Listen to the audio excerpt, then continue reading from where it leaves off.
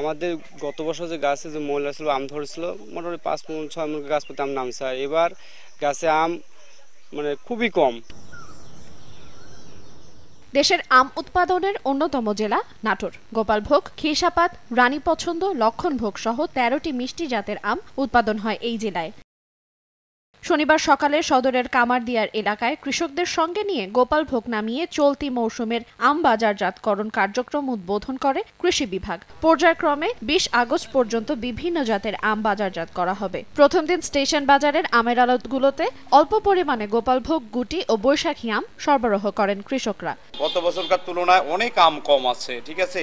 আর পাইকার কেবল আসা শুরু করেছে আজকে থেকেই। গত বছর প্রতি গাছে 5 থেকে 6 মণ আম উৎপাদন হয়েছিল, তবে এবার গাছ প্রতি 1 থেকে 2 মণ আম উৎপাদন হবে বলে ধারণা কৃষকদের। এতে বাজারে সরবরাহ কম হলেও কেজিতে 20 থেকে 25 টাকা দাম পাওয়ার আশা বাগান মালিকদের।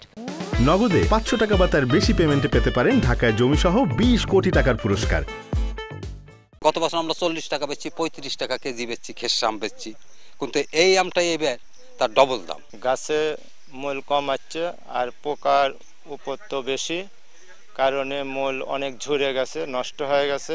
উৎপাদন কম থাকায় পুরো মৌসুমে কৃষকরা ভালো দাম পাবেন বলছেন কৃষি কর্মকর্তাও। ফল যদি কিছুটা কম আসে কৃষকরা পুষিয়ে নিতে পারবে, কারণ যে দাম পাবে এই দাম পেয়ে তারা অর্থনৈতিকভাবে লাভবান হবে। চলতি মৌসুমে জেলায় ৭৬,৭৩৫ মেট্রিক টন আম উৎপাদনের লক্ষ্যমাত্রা নির্ধারণ করেছে কৃষি বিভাগ। সময় সংবাদ, নাটোর।